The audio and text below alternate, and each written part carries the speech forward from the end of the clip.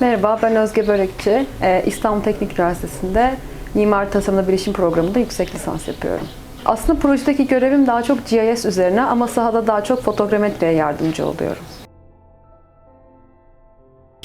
Projede daha çok uzaktan çalışıyorum ben. GIS ile ilgileniyorum. GIS'in aslında açılımı Geographical Information System. Bununla ilgili bir program kullanıyoruz ve aslında GIS'i daha çok kervansaraylara dair dataları toplamak ve bunları klasify etmek için kullanıyoruz. Yani farklı başlıklar altında sınıflandırmak için kullanıyoruz.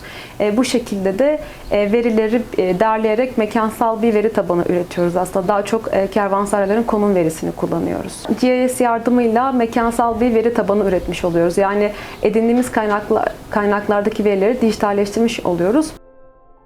Bu veri çok önemli çünkü Anadolu'da 13. yüzyılda Selçuklu döneminde dair kervansarayları içeren veri tabanı çok kısıtlı ve aslında toplu bir şekilde üretilmemiş durumda.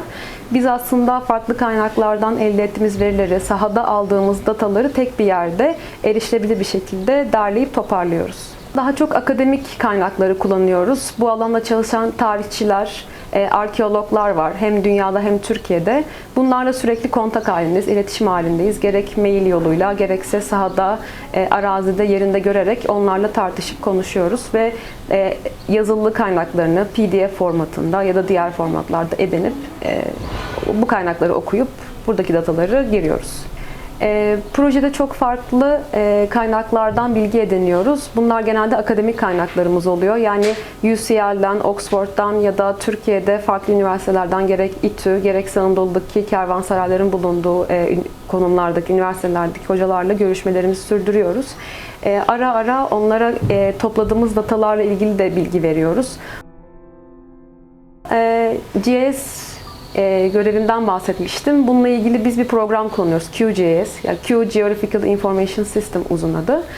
Bu program aslında hani akses için, erişim için çok açık ve ücretsiz bir program. Bunu niye söylüyorum? Çünkü hani erişilebilir bir çalışma prosesi üretmek bizim için çok önemli. Bu her anlamda geçerli. Gerek datayı toplamak, gerekse farklı insanların programı kullanmasına kadar çok önemli.